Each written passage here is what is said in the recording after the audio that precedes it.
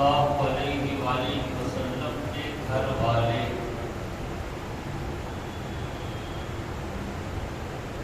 بنسبت دوسرے گھرانوں کے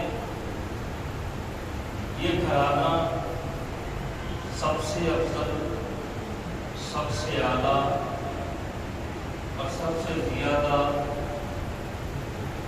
فضیلت رکھنے والا اور سب سے عظمت والا گھرانہ ہے۔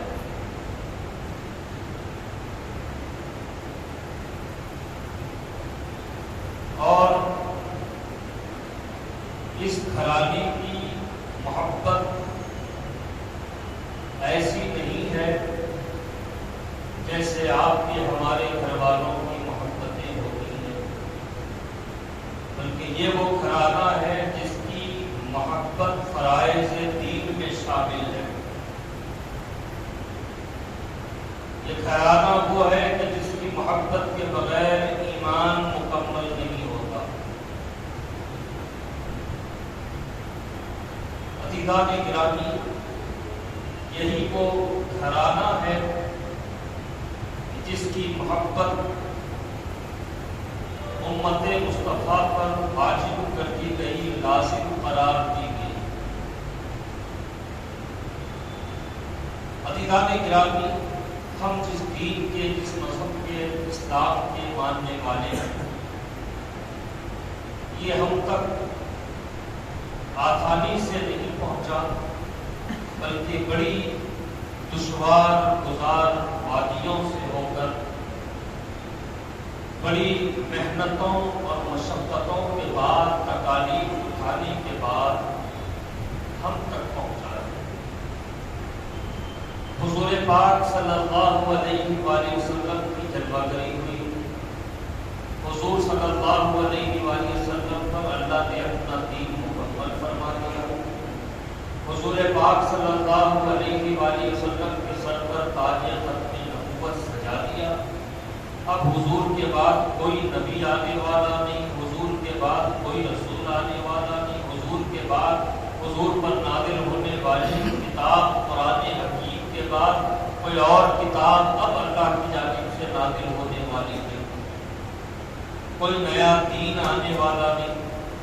اب جو دین ہمیں ملا ہے، جو کلام الہی ہمیں حضور کے توسط سے ملا ہے، وہی کامل ہے، وہی اکمل ہے، وہی مکمل ہے۔ لیکن عزیزان گرامی، اس دین کے پہنچانے کے لیے جن مشقتوں کا، جن تکالیف کا اور جن مسائل کا سامنا کرنا پڑا، یہ تفصیلی موضوع ہے۔ اس کے لیے حضور پاک صلی اللہ علیہ وآلہ وسلم کو طائف سے لے کر عہد شریف کے میدان تک پتھر کھانے پڑے۔ حضور پاک صلی اللہ علیہ وآلہ وسلم کو اسی دین کو پھیلانے کی خاطر کانٹوں بھرے راستے پر حضور کے قدم ناز کو آگے بڑھنا پڑا۔ یہی وہ دین ہے جس کے لیے حضور پاک صلی اللہ علیہ وآلہ وسلم کے دندان مبارک شہید ہوئے۔ یہی وہ دین ہے جس کو پھیلانے کے لیے قریش نے، کفار مکہ، مشرکین مکہ نے جو راستے اختیار کیے تھے کہ یہ دین کا پھیلاؤ رک جائے، حضور پاک صلی اللہ علیہ وآلہ وسلم اپنے پائے استقامت پیچھے ہٹا لے۔ بچوں کے ہاتھ میں پتھر دے دیے جاتے، حضور پاک صلی اللہ علیہ وآلہ وسلم کو معاذ اللہ مجنون کہہ کے پکارا جاتا۔ یہ وہی لوگ تھے جو حضور پاک صلی اللہ علیہ وآلہ وسلم کو امین اور صادق کہتے نہیں تھکتے تھے۔ اب ایسے دشوار گزار راستوں سے میرے آقا صلی اللہ علیہ وآلہ وسلم بندگان خدا تک دین اسلام کو پہنچاتے جا رہے ہیں۔ پھر یہی اسی دین کی خاطر میرے آقا صلی اللہ علیہ وآلہ وسلم کو مکہ معظمہ سے مدینہ منورہ کی جانب ہجرت کرنا پڑا، اپنا وطن عزیز چھوڑ وہ وطن، وہ ملک، وہ علاقہ چھوڑنا پڑا جہاں میرے آقا صلی اللہ علیہ وآلہ وسلم کی بچپن کی یادیں جس شہر سے منسوب تھی، میرے آقا صلی اللہ علیہ وآلہ وسلم کے جوانی کا ایک بڑا حصہ جس مکہ معظمہ، جس شہر مکرم میں میرے آقا کی جوانی کا حصہ گزرا، جس وطن میں میرے آقا صلی اللہ علیہ وآلہ وسلم کا فیضہ حضرت القدرہ رضی اللہ تعالیٰ عنہ سے نکاح ہوا، وہ وطن عتیق حضور کو چھوڑنا پڑا، مدینہ طیبہ کی جانب ہجرت کرنا پڑا۔ یہ سارا جو معاملہ ہوا یہ صرف اور صرف دین کو پھیلانے کے لیے ہوا، بندگانی خدا تک دین کو پہنچانے کے لیے ہوا۔ جب مدینہ طیبہ میں حضور پاک صلی اللہ علیہ وسلم ہجرت فرما کر تشریف لا چکے تو صحابہ کرام نے حضور پاک صلی اللہ علیہ وآلہ وسلم کے گھریلو معاملات پر توجہ کی۔ میرے آقا صلی اللہ علیہ وسلم کا ایک وقت تھا کہ بڑی تجارت تھی، خود میرے آقا صلی اللہ علیہ وسلم تجارت فرماتے ہیں، لیکن جب دین اسلام کی دعوت کا آپ نے آغاز فرمایا، چونکہ دین کا کام اتنا آسان نہیں ہے کہ سارے معاملات انجام دیتے ہوئے دین کا کام کریں۔ عزیزان گرامی، دین کا کام کرنے کے لیے سارے کاموں کو چھوڑنا پڑتا ہے، تب کہیں جا کے دین کا کچھ کام کیا جا سکتا ہے۔ یہاں تو سارا کا سارا دین پھیلانا حضور کے ذمہ تھا۔ اب میرے آقا صلی اللہ علیہ وسلم نے تجارت کا سلسلہ ترک فرما دیا اور صرف تبلیغ دین پر توجہ میرے آقا کی مرکوز ہوئی۔ نتیجے میں میرے آقا صلی اللہ علیہ وآلہ وسلم کے گھر میں اکثر فاقہ ہوتا۔ میرے آقا صلی اللہ علیہ وآلہ وسلم کے گھر ایک روایت بڑی مشہور ہے کہ حضور پاک صلی اللہ علیہ وآلہ وسلم ایک صحابی کے گھر دعوت میں تشریف لے گئے۔ جب میرے آقا صلی اللہ علیہ وآلہ وسلم کے سامنے دستر بچھایا گیا، کھانا رکھ دیا گیا، اب سارے دوسرے جو صحابہ موجود تھے وہ انتظار کر رہے ہیں کہ حضور لقمہ اٹھائیں تو ہم بھی کھا لیں، لیکن حضور پاک صلی اللہ علیہ وآلہ وسلم دستر کی جانب ایک نظر آپ نے فرمائی اور پھر خاموش ہو گئے میرے آقا۔ اب جو صحابہ وہاں موجود تھے، خود میزبان صحابی جو تھے وہ بڑے حیران تھے کہ حضور لقمہ کیوں نہیں اٹھا رہے۔ تھوڑی دیر ایسے ہی گزری، عرض کیا یا رسول اللہ یہ اہتمام، اس کھانے کا اہتمام تو یا رسول اللہ آپ کے لیے کیا گیا ہے، آپ تناول فرما لیں۔ میرے آقا صلی اللہ علیہ وسلم نے میزبان صحابی کی جانب دیکھا تو میزبان صحابی سمجھ گئے کہ بات کچھ اور ہے، کیا یا رسول اللہ آپ کی مرضی بتا دیں۔ عزیزان گرامی، اس روایت میں ایک بڑا سبق ہمارے لیے موجود ہے کہ ہم دعوتوں میں شریک ہوتے ہیں، پارٹیوں میں شریک ہوتے ہیں، کی لذیذ قسم کے کھانے یہاں کھلائے جاتے ہیں، جب ہم کھانے کو جاتے ہیں یا کھانے بیٹھتے ہیں یا کھانے سے واپس آتے ہیں، گھر والوں کا ہمیں بالکل بھی خیال نہیں ہوتا۔ بعض لوگوں کا تو یہ عالم ہے کہ بیوی سے پوچھ لیے کہ بھائی آج شام میں کیا پکا، بیوی نے سیدھا سادہ کھانے کا نام بتا دیا تو بولے نہیں مجھے باہر جانا ہے، کئی دن جا کے منہ مار کے اپنے گھروں کو واپس آ جاتے ہیں۔ یہ ہمارے معاشرے کا ایک مزاج ہے، اپنی بیوی کی، اپنے بچوں کی ہمیں بالکل بھی فکر نہیں ہوتی کہ ہم تو اچھی دعوتوں میں جا کے لذیذ قسم کی غذائیں تو کھا رہے ہیں، ہماری بیوی کیا کھا رہی ہے، ہمارے بچے کیا کھا رہے ہیں، اس کا ہمیں بالکل بھی خیال نہیں ہوتا۔ اس روایت میں بڑا سبق موجود ہے۔ میزبان صحابی سمجھ گئے کہ بات کچھ اور ہے، عرض کیا آقا اپنی مرضی اب بتائیں۔ میرے آقا صلی اللہ علیہ وسلم نے فرمایا میری عائشہ نے 2 دن سے کھانا نہیں کھایا، میں کیسے یہ لقمہ اتاروں؟ تو وہ جو میزبان صحابی تھے فوراً آقا کا یہ جملہ انہوں نے سنا، اندر گئے اور جو کچھ بھی تھا اس کو ایک توشے پہ رکھا اور دوڑتے ہوئے گئے ام اللہ تعالی عنہ کے گھر پہنچائے اور باہر کھڑے ہو گئے اور پھر دریافت کرنے لگے ام المومنین آپ نے کھا لیا؟ تو ام المومنین فرماتی ہاں میں نے لقمہ اٹھایا ہے۔ تب حضور کے پاس وہ دوڑتے ہوئے آتے یا رسول اللہ ام المومنین نے کھانا کھا لیا ہے۔ تب میرے آقا کھانا شروع فرماتے ہیں۔ عزیزان گرامی یہ کتنا بڑا درس ہے ہمارے معاشرے کے لیے۔ ہم جو ہوٹلوں کو آباد کرتے ہیں، شادی خانوں کو آباد کرتے ہیں، جگہ جگہ لذیذ کھانے کھاتے پھرتے، ہمیں اپنے بیوی بچوں کا بالکل بھی خیال نہیں ہوتا کیا وہ بھی یہ نعمتیں کھائے۔ میرے بہت سے احباب ہیں عزیزان گرامی، دوستوں کے معاملات جو ہوتے ہیں، احباب کے معاملات، وہ ایک دوسرے سے اچھی باتیں بھی شیئر کر لیا کرتے ہیں۔ صرف دکھ درد کے لیے دوست نہیں ہوتا بلکہ ایسی باتیں بھی دوستی میں ہو جاتی ہیں کہ ایک دوسرے کو اس سے ترغیب ملتی ہے۔ میرے بہت سے احباب ہیں کہ ان کو کہیں دعوت ہو تو وہ اپنا بجٹ دیکھتے ہیں۔ وہ بجٹ دیکھتے کیوں ہیں؟ دعوت میں جانا ہے تو پہلے کم از کم کچھ اچھے کھانے وہ گھر والوں کے لیے اس کا بندوبست کرتے ہیں، تب کہیں وہ جا کر دعوت میں جا کے کھاتے ہیں۔ اگر گھر والوں کے لیے وہ انتظام نہیں کرتے، میرا ایک دوست تو ایسا ہے، اللہ اس کے اوپر دراز کرے، اگر اس کے پاس اس دن پیسے نہیں ہیں کہ گھر والوں کے لیے وہ کوئی اچھا کھانا نہیں کھلا سکتا تو وہ اس دن کسی دعوت میں شریک نہیں ہوتا۔ تو میرے آقا صلی اللہ علیہ وآلہ وسلم کے گھر والوں کے ساتھ یہ معاملات ہوئے کہ دو دن تک میرے آقا کریم صلی اللہ علیہ وسلم نے یہ نہ سمجھنا کہ حضور کی مجبوری تھی، نہیں، حضور نے جو فاقہ اختیار کیا، حضور کے گھر والوں نے جو فاقہ اختیار کیا، معاذ اللہ اپنے آپ پر یہ نہ سمجھ لیں کہ ہم جس طرح مجبور ہو کے بھوکے رہتے ہیں ویسے ہی نہیں، سرکار کا فاقہ جو تھا وہ سرکار کے اختیاری فاقہ تھا۔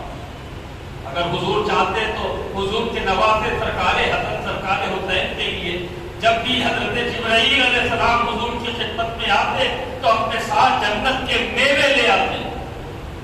ایک صحابی تھے حضرت وحیہ کلبی، ان کی صورت میں اکثر حضرت جبرائیل آتے اپنی جیب سے نکال کر۔ اس کی ایک روایت یہ بھی ہے کہ حضرت وحیہ کلبی جو صحابی رسول تھے وہ جب بھی حضور کے پاس حضور سے ملاقات کے لیے، حضور کے دیدار کے لیے آتے تو اپنے ساتھ حسنین کریمین کے لیے 2 سیب بھی لے آتے۔ اب حضرت جبرائیل بھی کبھی کبھی حضرت وحیہ کلبی کی صورت میں آ جاتے۔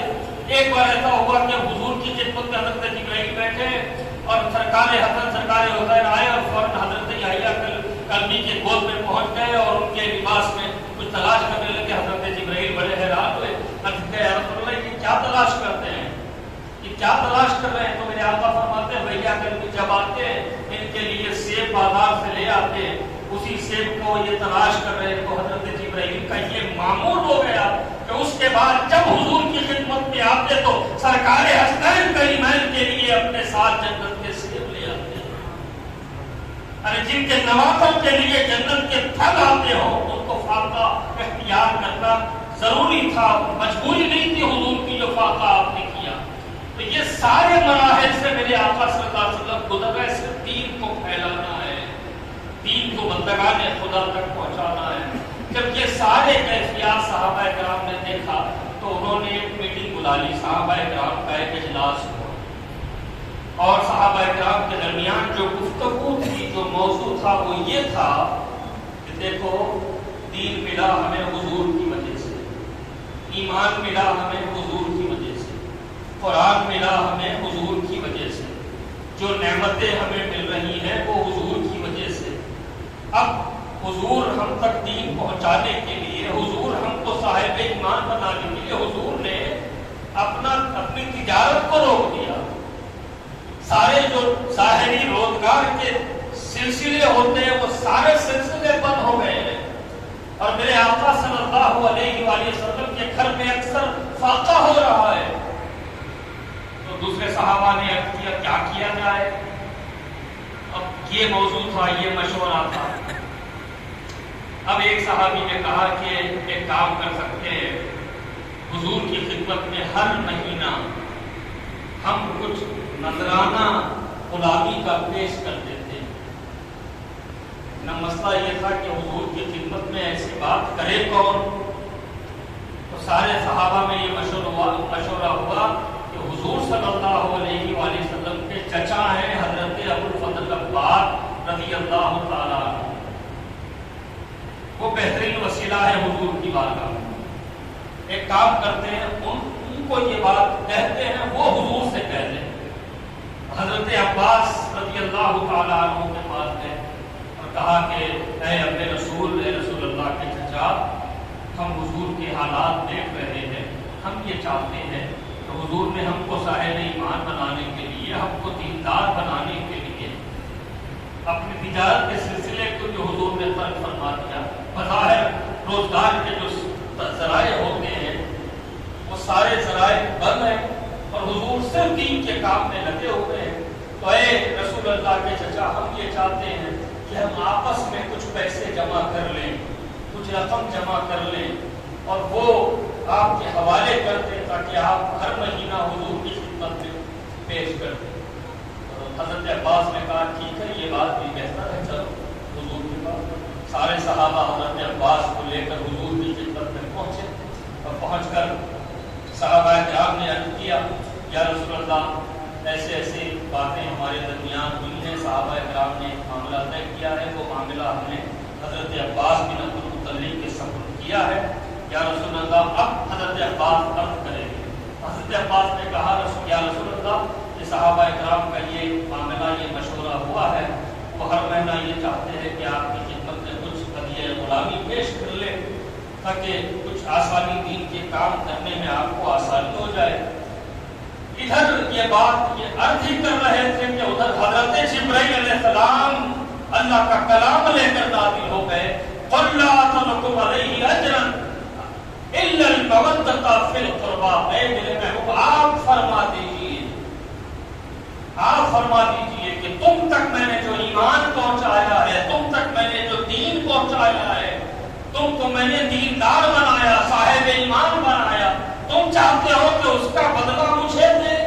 سنو، اگر تم اس کا بدلہ دینا چاہتے ہو تو وہ بدلہ صرف یہ ہے کہ میرے گھر والوں سے محبت کرو، میرے گھر والوں سے محبت کرو، تمہارا بدلہ ادا ہو جائے گا۔ اگر تم یہ چاہتے ہو کہ دین کے کام کا بدلہ تم مجھے دو تو یاد رکھو یہ کام اتنا بڑا ہے کہ دنیا کی کوئی دولت اس کا بدل نہیں ہو سکتی۔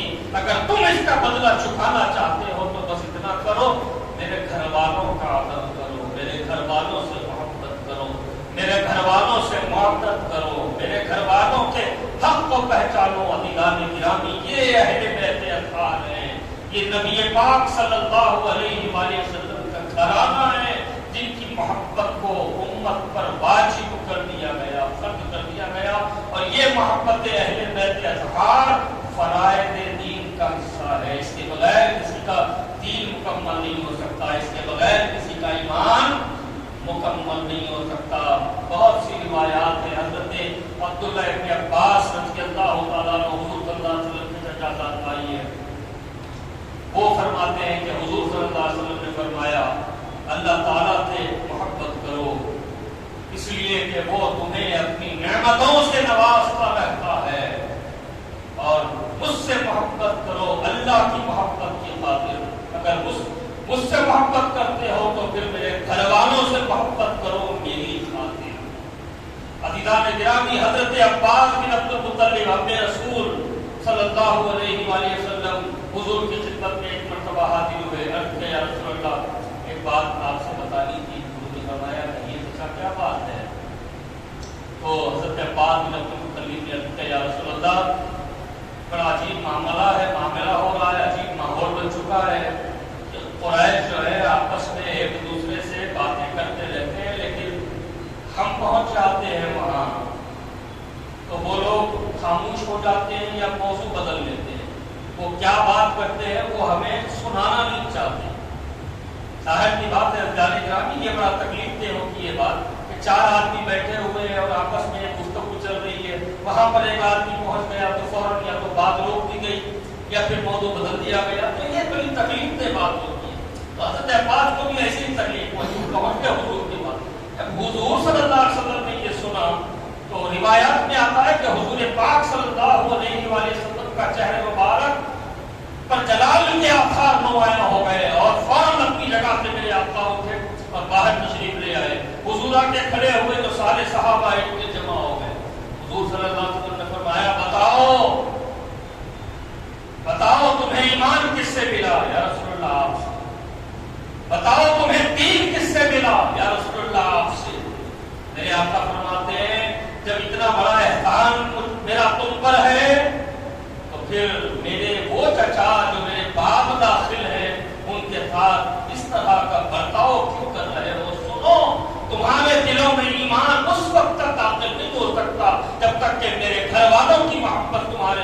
دنیا میں موجود نہ ہو۔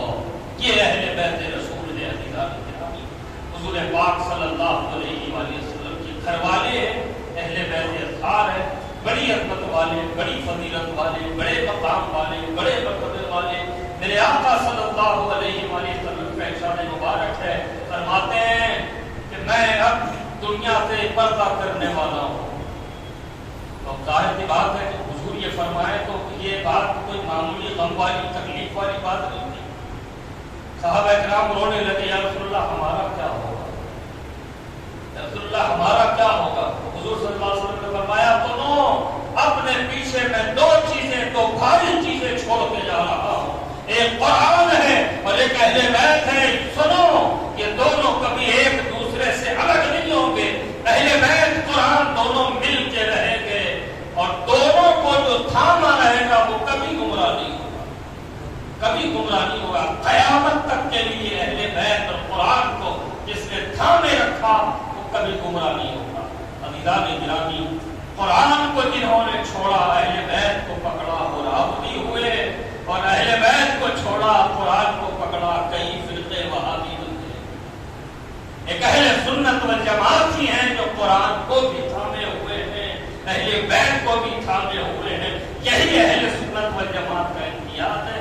لیکن عزیزان گرامی، ہمارے معاشرے کا ایک رخ یہ بھی ہے کہ ہماری جو نئی نسلیں ہیں یا ہماری عمر کے بھی کئی لوگ ہیں، اللہ تعالیٰ سب کو توفیق عطا فرمائے، ہماری جو بالخصوص نئی نسلیں ہیں ان کو جنرل نالج کے نام پر دنیا کی ساری باتیں ان کو معلوم ہیں،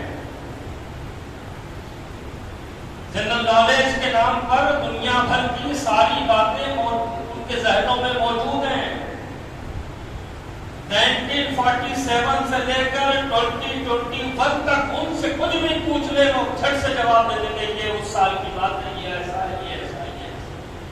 لیکن عزیزان گرامی، یہ کڑوا سچ ہے، ہماری نئی نسلوں کو نہ اہل بیت اطہار کے بارے میں کچھ معلوم ہے، نہ صحابہ کرام کے بارے میں کچھ معلوم ہے، نہ وہ اسلامی شخصیات کے بارے میں ہماری نئی نسلیں جانتی ہیں کہ جن کی وجہ سے اسلام ہم تک پہنچا ہے۔ اولیاء کرام اور ان کی تعلیمات سے تک ہماری نوجوان نسلیں واقف نہیں ہیں۔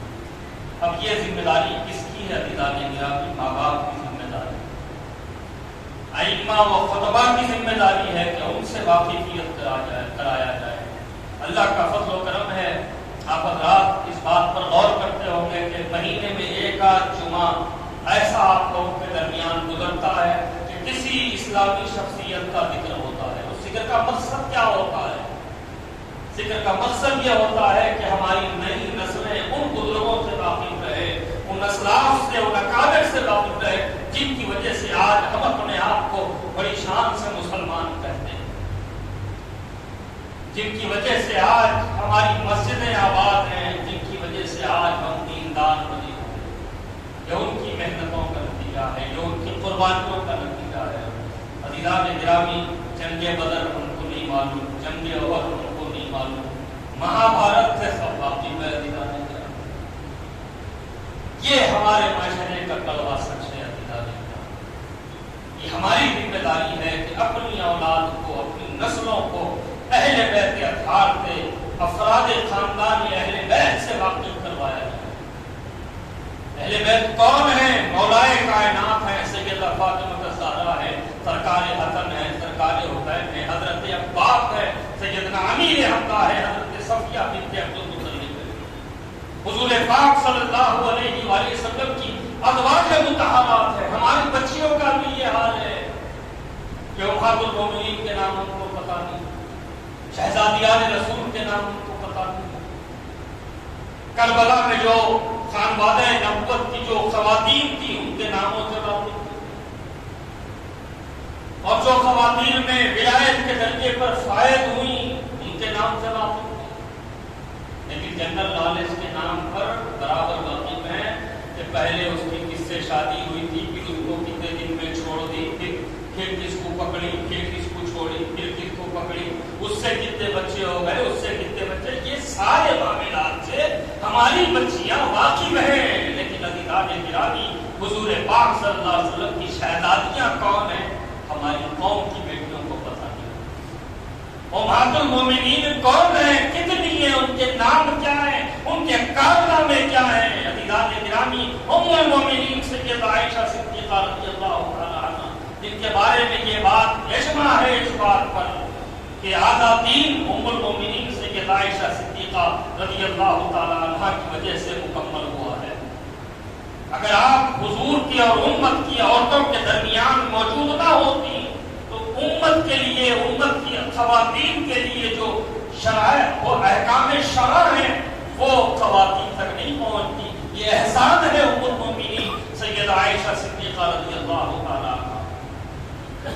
बीबी ज़ैनब से हमारी कौम वाकिफ नहीं है, हमारी कौम की बेटियां वाकिफ नहीं है।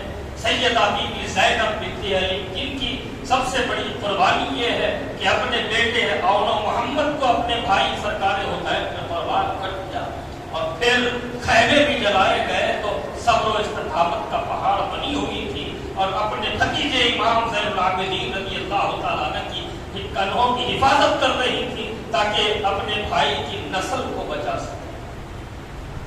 और यही से कि बीबी ज़ैनब जब यजीद के दरबार में, मलूक के दरबार में पहुंचती हैं और खुतबा इरशाद फरमाती है तो रावी बयान करते हैं बीबी ज़ैनब खुतबा दे रही तो ऐसा लग रहा था कि सैयदना अली और मुर्तज़ा करमल्लाहु वजहहु शेर की शक्ल में मौजूद है, वो दरबार यजीद में दौड़ रहे हैं। हमारी कौम की बेटियां बाकी गिरामी जरूरत इस बात की है कि अहले बैत अत्हार की करीब नई नौजवान नस्ल को लाया जाए, उसे वाकिफ करवा जाए। अल्लाह ताला आपको हमको सब तौफीक अता फरमाए कि जो इस्लामी शख्सियात हैं, जो इस्लाम की मुहसिनीन हैं, उनकी हयात, उनकी तालीमात, उनकी सीरत से खुद भी वाकिफ हों और अपनी आने वाली नस्लों को भी वाकिफ करवाएँ। अल्लाह ताला जो बीमार हैं मौला ताला और शफाए कमीला व आजिला अता फरमाए और मस्जिद हाज़ा के जो मुअद्दिन हैं अपने भाई, उनके रिश्तेदार उस्मानिया दवाखाने में शरीक हैं और सीरियस है, अल्लाह ताला आपको